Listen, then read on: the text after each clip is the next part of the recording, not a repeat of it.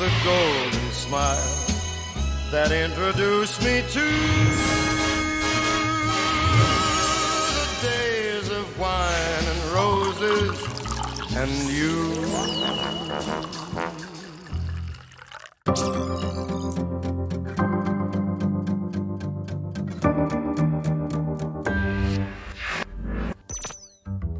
안녕하십니까, 정화봉 소믈리에입니다. 오늘은 6강으로 실전 비즈니스 와인 테이블이란 주제로 찾아왔습니다. 말 그대로 여러분들께서 레스토랑과 혹은 비즈니스 현장에서 일어날 수 있는 일들을 가정해서 사전에 알고 계셔야 되는 이야기들로 내용을 한번 구성해 봤는데요. 첫 번째 소주제는 복잡한 와인, 분류하면 쉬워진다입니다.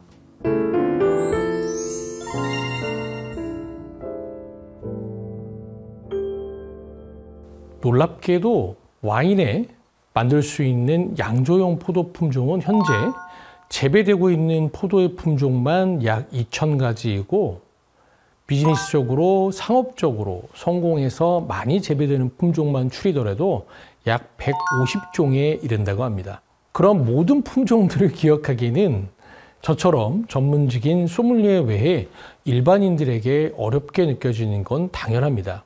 그래서 그 어려움들을 극복하기 위해서는 조금 분류된 기준들을 여러분들께서 가지시면 좋을 것 같습니다. 첫 번째, 당도에 따른 분류입니다. 이것은 미각이 발달하지 않은 누구나 알 수 있는 것입니다. 즉, 어떤 와인을 접했을 때, 어떤 와인을 입안에 가져갔을 때 단맛이 많이 나는 것은 저희가 당연히 스위트 와인이라고 표현하는 것이고, 단맛이 나지 않은 와인을 드라이 와인이라고 하며, 그 단맛과 드라이한 사이에 세미 스위트 와인도 있을 수 있습니다. 단맛은 에너지원이기 때문에 가장 친근하고 익숙한 맛입니다. 그런데 식사를 시작하는 초반에, 즉 어떤 서양 음식이 됐건 일식이 됐건 중식이 됐건 한식도 코스로 나오는 곳이라면 식사 초반에는 가벼운 식재료들을 이용한 저희가 전체 요리라고 표현할 수 있는데요. 이러한 전체 요리들과 단맛이 나는 와인을 페어링하게 되면 단맛은 놀랍게도 가장 강한 맛입니다. 그래서 앞서 준비했던 전체 요리의 맛을 덮어버리게 됩니다. 그래서 한 가지 기억할 것은 당도에 따른 분류는 아주 쉽게 이야기할 수 있으나 스위터 와인들은 식사의 초반보다는 후반부에, 보통 여러분 생각을 해보시면 디저트라는 것은 대체적으로 달콤하죠. 그래서 디저트와 스위트한 와인들을 페어링하는 것이 좋다까지 기억하시면 좋을 것 같습니다. 두 번째로는 무게감, 영어로는 바디라고 표현했죠. 바디에 따른 분류입니다. 즉 물과 우유와 두유의 차이를 앞서서 한번 설명해 드렸는데요. 물은 목넘김 이후에 거의 여운이 남지 않기 때문에 라이트 바디, 가벼운 무게감, 우유는 1, 2초간 입안에 여운이 남기 때문에 중간 무게감, 미디엄 바디, 두유는 3초에서 4초간 입안에 여운이 오래 남기 때문에 저희가 풀바디라는 표현을 썼습니다. 세 번째, 역시 쉽습니다. 여러분 시각적으로 분류할 수 있는 부분이죠. 화이트 와인과 레드 와인, 그리고 화이트 와인과 레드 와인 중간 색깔을 띠는 와인을 보통 우리가 로제 와인이라고 표현합니다. 화이트 와인은 만드는 공정에서 포도의 즙을 압착한 이후에 바로 그 즙으로 와인을 만들기 때문에 만드는 공정의 시간이 레드 와인에 비해서는 짧습니다. 그래서 화이트 와인의 왕이라고 불리는 샤도네이는 전 세계 어디서나 재배가 되지만 바로 호주라든지 미국 같은 이런 신세계 지역의 와인 산업의 불모지였다가 이 샤도네이라는 포도 품종이 바로 와인을 만들고 그 만든 와인을 판매를 해서 캐시플로우를 통해서 비즈니스 모델을 만들었기 때문에 화이트 와인을 이해하신다는 것은 와인 산업이 가능하게끔 했던 와인의 공정이라고 이해하셔도 될 것 같습니다. 반면에 레드 와인은 압착한 후에 포도의 껍질을 그 압착한 즙에 담가 놓는 과정, 전문용어로 치명이라고 하는데요. 그 껍질에는 대표적인 두 가지의 성분이 있습니다. 포도의 즙 색깔은 당연히 화이트지요. 근데 그 껍질에 있는 안토시아라는 색소가 레드와인의 색깔로 만들고 있으며, 또 껍질에 있는 탄닌이라는 성분이 레드와인을 먹었을 때 혀 양쪽 끝에서 느껴지는 떡더름한 느낌이 바로 그 침용이라는 과정을 통해서 만들어지는 것입니다. 더불어 와이너리에 따라서 침용의 시간은 짧게는 3일에서 내가 다른 스타일의 와인을 만들고 싶다면 좀 더 길게 일주일까지도 침용의 시간은 와이너리의 와인 메이커, 와인을 만드는 사람이 결정을 하게 됩니다. 그럼 로제 와인은 뭘까요? 여러분 가장 틀린 답은 화이트 와인 반, 레드 와인 반을 섞는 겁니다. 그렇게 로제 와인을 만들진 않습니다. 반면에 로제 와인은 앞서도 제가 침용에 대해서 자세히 설명드렸는데 침용의 시간을 아주 짧게 가져가는 것입니다. 예를 들어서 12시간에서 하루 미만의 껍질을 담가 놓게 되면 여러분들이 핑크빛을 띠는 로제 와인을 볼 수 있는 것이죠. 더불어서 소믈리에에서 팁을 하나 드리자면 한식과 어울리는 다양한 와인 중에 저는 약간 드라이한 스타일의 로제 와인이 한식과 굉장히 좋은 궁합을 보인다고 추천해드리고 싶습니다. 마지막으로는 양조 방법에 따른 분류입니다. 바로 우리가 흔히 와인이라는 표현의 앞에 생략되어 있는 표현이 있는데요. 바로 스틸 와인이라고 합니다. 일반적인 모든 와인들이 스틸 와인이라고 할 수가 있고요. 두 번째로는 스파클링 와인, 탄산이 들어가 있는 것입니다. 보통 여기가 스파클링 와인의 대명사라고 부르는 샴페인은 프랑스 북동부 지역의 샹파뉴 지역에서 나오는 스파클링 와인만 이유법상 샴페인이라고 명칭할 수 있으며 이 강에서 프랑스 와인을 얘기할 때 루아르를 설명드리면서 제가 한번 언급했던 내용인데요. 샹파뉴 지역을 외에 프랑스에서 나오는 스파클링 와인을 크레망이라고 하죠. 그럼 유럽의 다른 나라들, 프랑스와 더불어서 생산량이 비슷비슷한 이탈리아와 스페인, 독일에서도 스파클링 와인을 만들고 있는데 다 명칭이 다릅니다. 이탈리아에서는 스파클링 와인을 스푸만테, 스페인에서는 까바, 독일에서는 젝트라는 명칭으로 같은 스파클링 와인이어도 샴페인이라는 표현은 프랑스의 북동부 지역에서 나오는 스파클링 와인만 샴페인이라고 가장 스파클링 와인의 프리미엄의 대명사라고 보시면 될 것 같습니다. 세 번째로는 주정 강화 와인입니다. 알코올 도수를 높인 와인입니다. 대표적인 세계 3대 주정 강화 와인은 스페인 하부 지역의 쉐리 와인과 포르투갈의 포토 와인, 그리고 포르투갈령인 마데이라 섬에서 나오는 마데이라를 보통 세계 3대 주정 강화 와인이라고 하는데요. 알코올 도수가 높고 당이 높기 때문에 일반적으로 디저트 와인으로 많이 응용이 되며 잔도 그렇게 크지 않은 잔에 드시는 게 특징이라고 보시면 될 것 같습니다.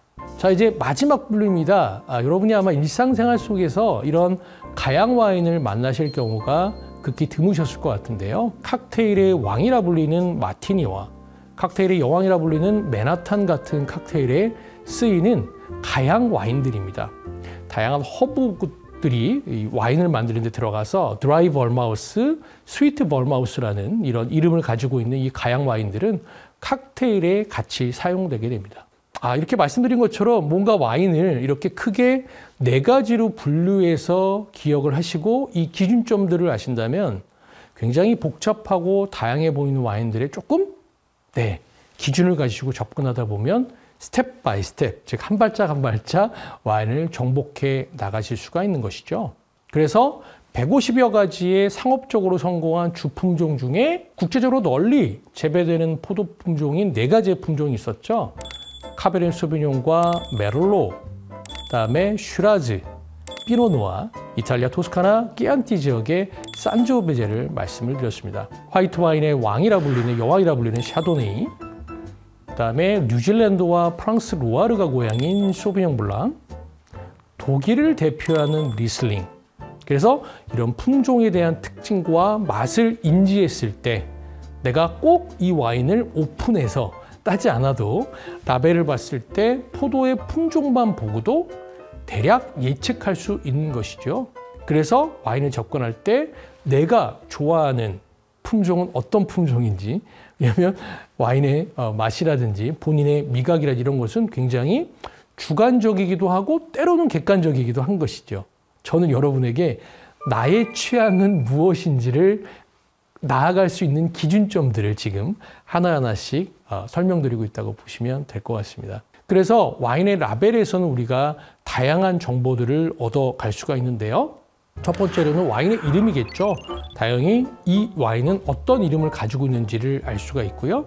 그 다음에 앞서 계속 이야기 드리고 있는 특정한 와인 산지들. 우리가 지금 전 세계 와인 산지를 학습하는 이유는 그런 와인 산지를 알았을 때 라벨을 봤을 때 이게 내가 호주의 최고의 와인 산지라고 이야기 들었으니 미루어 짐작할 수 있는 것이죠. 즉 와인 라벨은 지역명들이 나오게 되어 있습니다.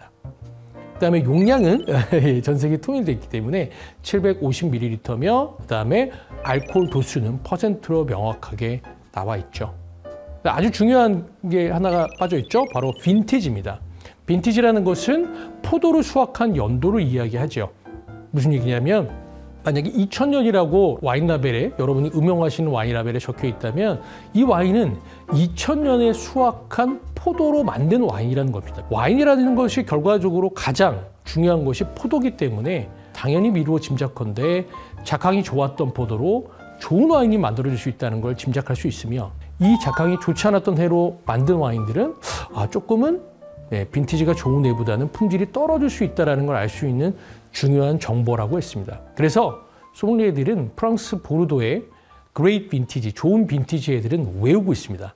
저 또한 2005년, 2009년, 10년, 2015년, 2019년 이렇게 프랑스 보르도의 좋은 해들은 저희가 기억을 하고 있으며 고기가 접점을 이뤘을 때 가능하면 좋은 빈티지의 와인들을 당연히 추천해 드리는 것이 소믈리에로서의 업무 중에 하나라고 보시면 될 것 같습니다.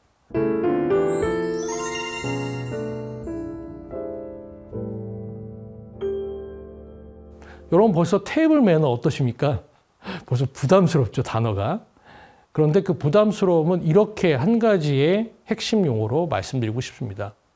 테이블 매너의 핵심은 바로 자연스러움입니다. 즉 자연스러움이 최고의 매너이자 테이블 매너라는 얘기인 것이죠. 보통 라운드 한 테이블에는 많이 저희가 세팅을 하게 되면 한 10명 정도를 기준으로 한 테이블이거든요. 그래서 테이블이 굉장히 복잡하게 막 세팅이 되어 있습니다. 이때 제가 자연스러움이 최고의 매너라고 표현했는데 첫 번째 단추는 내 빵과 물이 어떤 건지 잘 모르겠지만 왼쪽에 있는 빵이 자연스럽게 내가 먹을 수 있는 빵이고 우측에 있는 물잔이 내가 사용하는 물잔이라 첫 번째로 기억하시면 좋을 것 같고요. 세팅이 굉장히 나이프도 많고 포크도 많지만 바깥에서부터 하나씩 사용하시게 되면 코스가 진행될 때마다 그 테이블을 담당하고 있는 서비스 인원이 하나하나씩 정리를 하게 됩니다. 지금 무슨 얘기냐면 첫 번째 나이프와 첫 번째 포크는 뭐다? 전체 요리를 사용하시는 겁니다. 그렇다 보면 메인 나이프와 메인 포크만 남게 되고 스테이크를 다 드시게 되면 역시 메인 나이프와 포크도 다 정리를 하고 위에 세팅되어 있는 스푼과 포크를 아래로 내려드리면서 그것이 이제 마지막 디저트 코스가 진행되는 모습이거든요. 그래서 여러분 테이블 매너를 다시 한번 말씀드리지만 이렇게 몇 가지의 팁을 알고 자연스럽게 식사하시면 되는 것이 테이블 매너이고 테이블 매너라는 단어로 굳이 우리가 그렇게 주눅들 필요가 없다라고 보시면 될 것 같습니다. 우리나라는 아무래도 한상 문화죠.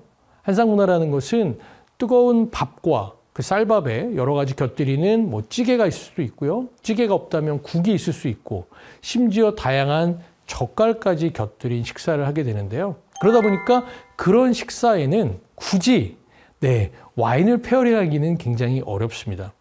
하지만 서양의 음식은 전체 요리와 습, 메인 식사, 디저트 혹은 집에서 그렇게 코스를 먹지 않더라도 집에서도 역시 간략하게 샐러드를 만들어서 다 같이 쉐어를 하고 샐러드가 먹고 난 다음에 메인 식사를 함께 한다라든지 이런 과정을 통해서 자연스럽게 전체 요리와 어울리는 와인 혹은 전체 요리가 먹기 전에 먹는 전문 용어로는 저희가 에페리티프, 식전주라고 하는데요. 식전주를 곁들이는 문화. 그리고 식전주는 대체적으로 드라이하기 때문에 이어지게 될 식사에 어떤 촉진을 하게 됩니다. 그리고 식사와 함께하는 식중주, 말 그대로 식사와 함께하는 것입니다. 그 다음에 마지막에 바로 앞선 분류에서 말씀드렸던 디저트와 함께하는 포티파이드 와인 같은 것들. 서양의 음식 문화와 서양의 음료 문화는 이렇게 코스와 그래서 나누어진 음료들이 있더라. 그래서 우리 역시 그런 음료 문화에 익숙해지게 되면 비즈니스 현장에서 그들과 대화하고 그들에게 여러 가지 것들을 제안할 수 있겠죠.